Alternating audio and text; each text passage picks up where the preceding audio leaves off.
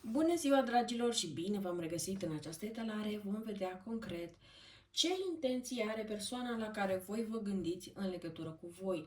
Țineți cont că această etalare este una generală. Într-adevăr, vom avea două variante. Avem varianta numărul 1 și varianta numărul 2. Am să vă rog să rămâneți fie cu prima variantă care vă atrage atenția, fie cu câte o variantă per persoană dacă vă gândiți la două persoane diferite. Acum, noi vom pregăti cărțile de tarot și vom începe această etalare. Dacă doriți o etalare personală, găsiți toate detaliile în descriere. Și am să vă recomand să fiți un pic atenți pe acest canal pentru că urmează să lansez niște produse destul de interesante și foarte utile, în special pentru persoanele care trec printr-o separare mai dificilă. Hai să începem. Și avem așa. Pentru prima variantă, vreau să văd întâi care este energia voastră, care este energia partenerului și care este situația dintre voi. Asta pentru a vedea dacă această etalare într-adevăr rezonează cu voi.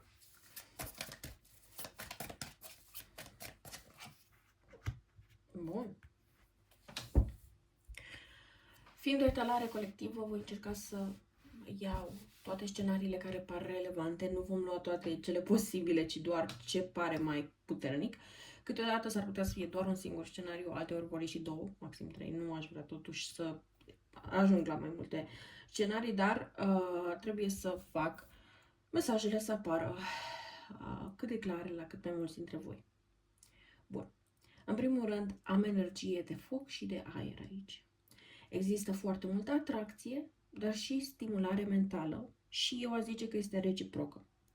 Singura diferență dintre, hai să zicem, voi și această persoană, în ceea ce ține de abordarea față de această conexiune, este că voi sunteți cei care de regulă inițiați comunicări, întâlniri, întrevederi, subiecte, încercați să clarificați lucrurile, sunteți persoane care știți destul de clar ceea ce vreți, cum vreți, când vreți. De aceea este posibil ca unii dintre voi să aveți fie zodia de soare sau un ascendent în berbec, leu sau săgetător.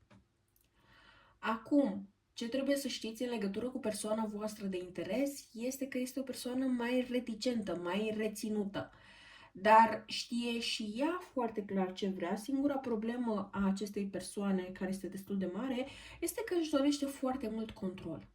Dacă se poate, doar voi să trageți de această conexiune, dacă se poate, doar voi să trageți de această persoană și această persoană cumva caută să aibă o figură din asta foarte stoică, în sensul în care niciodată nu știm exact la ce să ne așteptăm, parcă nu are sentimente, ia lucrurile exact așa cum sunt, însă ceea ce nu vă dați voi seama de această persoană este că și aceasta este foarte atrasă de voi și un pic de atenție, pentru că pentru unii dintre voi s-ar putea să apară ca o surpriză această informație, dar trebuie să vă transmit că această persoană, în ciuda figurii sale, în ciuda felului în care se arată, se prezintă, în ciuda felului în care acționează, de parcă nu-i pasă de nimeni și de nimic și câteodată aveți senzația că nu-i pasă nici măcar de voi, ei bine, există mici simboluri prin care această persoană se scapă, în sensul în care vă dă de înțeles că nu-i sunteți indiferenți, dar nu vă așteptați să fie ceva mare și nu este ceva dorit. Este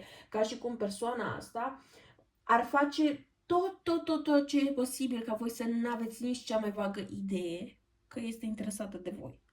Dar asta este pentru că vrea să dețină controlul în această conexiune.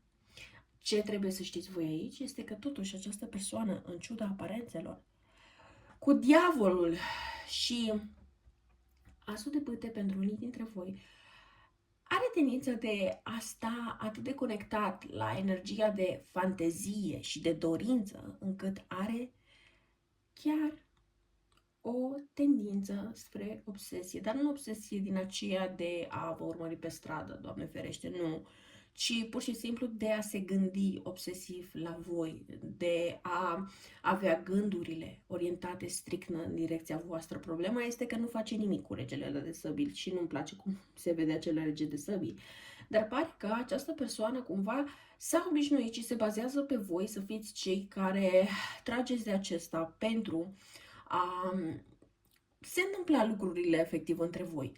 Energia persoanei voastre de interes este rege de săbii, ceea ce înseamnă că această persoană poate să fie balanță, gemeni sau chiar vărsător. Și ce mai trebuie să știți este că pentru unii dintre voi poate să fie chiar o persoană cu zodia Capricornului. Chiar dacă avem un rege de săbii, totuși diavolul este mai mult de partea regelui de săbii, da? Deci de asta zic că e singura excepție. Deci ori zodie de aer, mă aștept să fie în ascendent, fie în zodie de soare sau poate să fie Capricorn din cauza diavolului pentru că este acolo.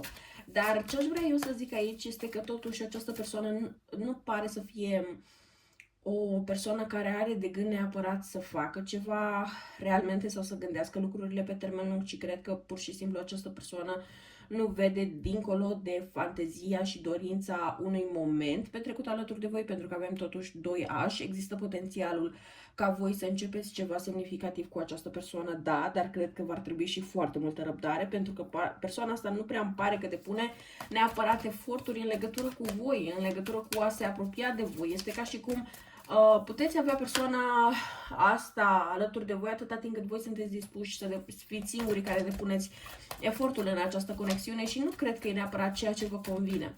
Hai să vedem care sunt adevăratele intenții ale acestei persoane față de voi. Forța, lumea și 6 de săbi. Unii dintre voi este posibil ca voi să fi avut hai să zicem, un moment de separare sau poate separare e un cuvânt prea dur, dar de o pauză în comunicare din cauza faptului că această persoană a ținut mai mult la mândria sa și la autocontrolul său, da, decât la această conexiune.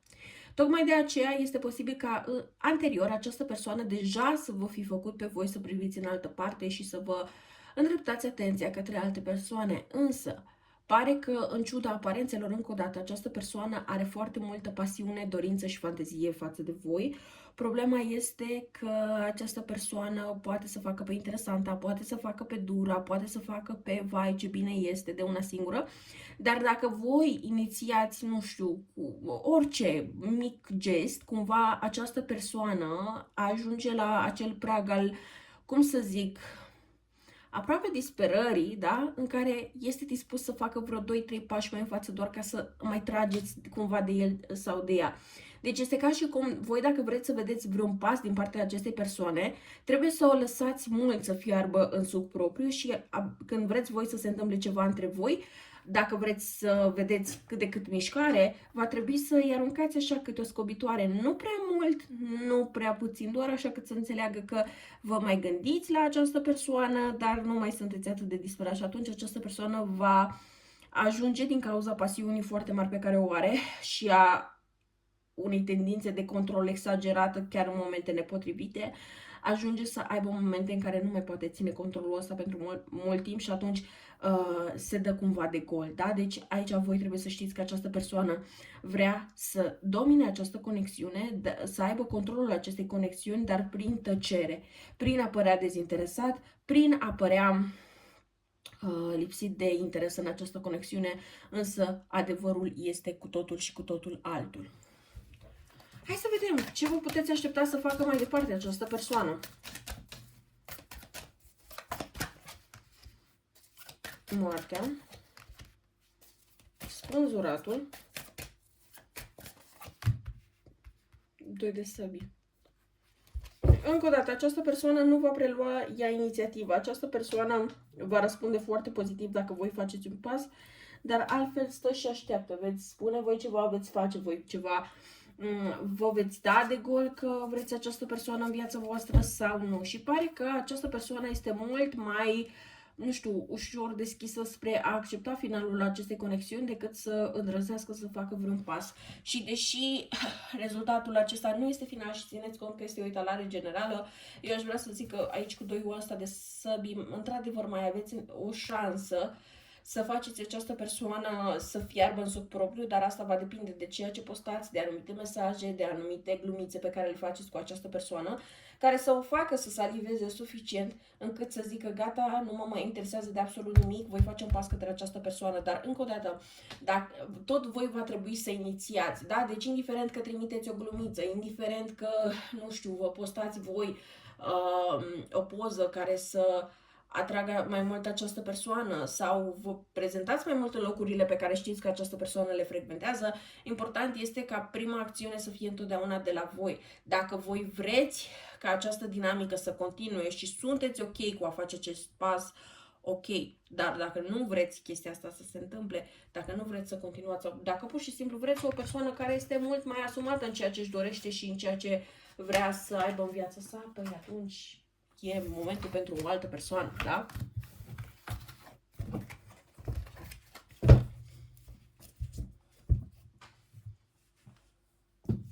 Hai să vedem și pentru varianta a doua.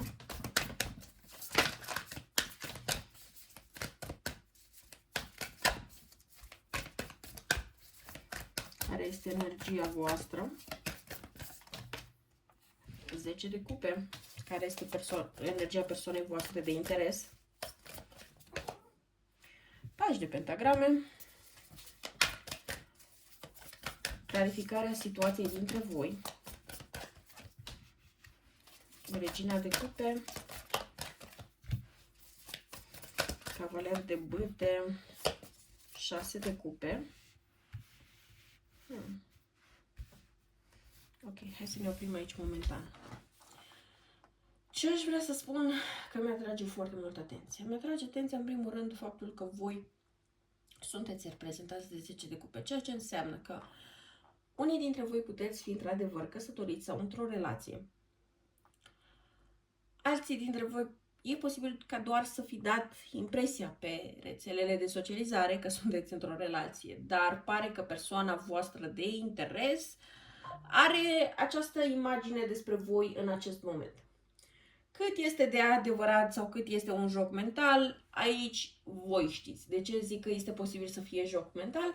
Pentru că 10 de cupe dau în anumite situații, da, ne arată iluziile de familie perfectă, viață perfectă, totul este frumos, dar real, dacă ar fi să analizezi relația aia, există șanse să fie una dintre cele mai toxice situații pe care poți să le vezi în această viață. Și asta am văzut în foarte multe cazuri, dar ce pot eu să vă zic este că persoana voastră de interes pare că are această percepție despre voi. Motiv pentru care caută să se distragă. În timp ce voi sunteți preocupați cu viața voastră sau cu aparențele voastre, unii dintre voi cu relația voastră, cu familia voastră, această persoană pare că este mult mai interesată de a trăi viața și de a se bucura de ceea ce are. Este o persoană care este mai interesată, persoana voastră, de partea asta materială a lucrurilor, adică poate avea tendința să meargă la cumpărături, să meargă în vacanțe, să cheltuie pe tot felul de lucruri, care, da, e bine că e bine că își cheltuie banii, dar pe de altă parte apare tendința aia de a cheltui pentru a se distrage de la faptul că în viața sa ceva lipsește, dar în același timp are și o atitudine cumva copilăroasă față de viață. Este ca și cum vreau un lucru, dar dacă mi-e prea frică nu o să-l abordez și o să caut doar să mă distrag cu ceva care mi-atrage atenția pe moment și apoi altceva și apoi altceva și apoi altceva și este cumva persoana voastră de interes veșnic într-un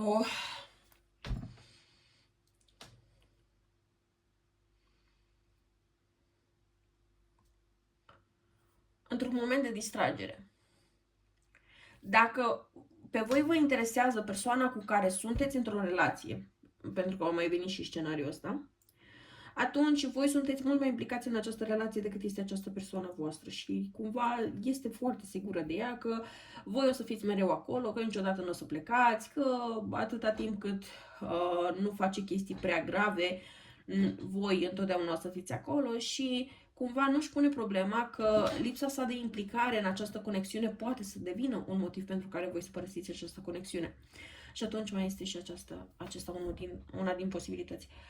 Acum, energia voastră fiind reprezentată de 10 de cupe, voi păreți într-o energie foarte empatică, foarte drăguță, foarte înțelegătoare, foarte calmă, care știe întotdeauna să facă pe toată lumea să se simtă bine. De aceea, unii dintre voi puteți avea soare, lună, ascendent în semn de apă, rac, scorpion, pești, dar aveți această abilitate de a face pe oricine să se simtă bine alături de voi și să faceți oamenii să se deschidă în fața voastră. În timp ce persoana voastră de interes este reprezentată ca un paj de pentagrame, ceea ce poate să însemne fie că persoana asta poate să fie un pic mai tânără decât voi sau poate să fie un semn de pământ, taur, fecioară sau capricorn. În legătură cu ceea ce se întâmplă între voi, cu regina de cupe, cavaler de bâte și 6 de cupe, deja se vede destul de clar că există o diferență de maturitate între regină și cavaler. De asemenea, se vede că voi sunteți mult mai implicați emoțional față de persoana voastră. Persoana voastră poate să fie realmente motivată mai mult de partea fizică a acestei conexiuni, de pasiune, de dorință și așa mai departe, dar de asemenea, aici cu cavalerul acesta de bâte, aș mai spune că persoana voastră poate să fie inconsecventă și din cauza faptului că se simte ca și cum trebuie să treacă un prag de maturitate. Unii dintre voi poate să fie, nu știu, implicați cu o persoană care are de dat un examen. Foarte important. Alții dintre voi este posibil să fiți implicați cu o persoană care are tendința de a pune, nu știu, prietenii, de a pune locul de muncă pe primul loc și de a nu reuși să facă un echilibru foarte bun între muncă, efort și relație, timp liber. Da, și atunci voi practic vă confruntați cu această conexiune și se poate simți ca și cum voi sunteți mai mult singuri în această relație. Acum cu 6 de cupe, asta arată anume faptul că voi ați crezut că această persoană este cumva diferită, este un pic mai matură, că va fi mai implicată în această conexiune. Unii dintre voi este posibil să fi vizualizat chiar potențialul unei familii alături de această persoană cu 10 de cupe și 6 de cupe, dar de fapt cred că voi ajungeți la concluzia că de fapt această persoană este în sine copilul, iar voi sunteți ca și cum ați fi mămicuța acestuia și vă gândiți, dar cât mai pot să susțin această conexiune fără ca eu să mă simt susținută de această persoană, dar întotdeauna să fiu acolo pentru aceasta. Și atunci acestea cred că sunt niște întrebări pe care voi vi le puneți în această perioadă și sunt destul de serioase. Hai să vedem acum realele intenții ale acestei persoane față de voi.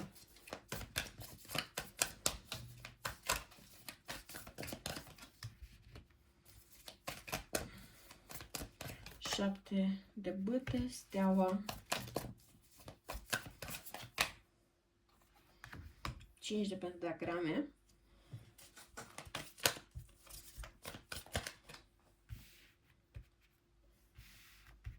și ce va face real față de voi, 9 de săbii, Marea Preoteasă și 6 de pentagrame. Intențiile acestei persoane sunt cumva să mențină această conexiune tot la nivelul la care este confortabil. Dacă voi vă așteptați ca această persoană să facă neapărat pași concreți înspre voi, nu-i va face. Cu steaua, ce îi place la această conexiune este că îi dă suficientă stabilitate încât să aibă libertatea de a visa departe și de a crede că lucrurile se pot așeza în viață și pentru aceasta. Însă, realmente, cu 5 de pentagrame, această persoană poate să contempleze inclusiv o mutare la distanță față de voi, astfel încât pe voi vă va lăsa și mai frustrați. În legătură cu ceea ce are de gând să facă această persoană realmente, cu 9 de săbii și Marea Preoteasă, cred că această persoană se va stresa destul de mult în legătură cu această dinamică, ce ar trebui să facă, se simte confuză, nu știe încotro, cu toate că voi puteți să-i spuneți foarte clar acestei persoane ceea ce vă doriți. Însă, cu Marea Preoteasă, se simte ca și cum această persoană poate să încerce inclusiv să vă ceară sau să aleagă să facă o citire în legătură cu voi și să încerce să jongleze lucrurile de acolo. Cumva această persoană va încerca la un moment dat să se implice mai mult în această conexiune, însă, sincer, vă zic de acum, nu cred că va fi suficient pentru ceea ce vreți voi, sperați voi, așteptați voi. Deci, practic, se simte ca și cum voi sunteți la stadii de viață complet diferite. Pe de o parte, voi vreți ca lucrurile să evolueze cu această persoană, dar această persoană se simte mai în regulă dacă vă ține la distanță, dacă întrevederile cu voi sunt mai răruțe, dacă nu își asumă prea multă responsabilitate în legătură cu această dinamică, dacă lucrurile sunt așa lăsate în aer. Nu este o persoană neapărat rău intenționată, dar nu este o persoană pregătită pentru o conexiune reală și asumată. Și atunci rămâne întrebarea, este suficient pentru voi? Că această persoană are intenții bune, dar nu poate fi acolo pentru voi atunci când contează? Și asta am să vă rog să rămână o temă de gândire pentru voi până la următoarea etalare. Ne auzim curând. La revedere!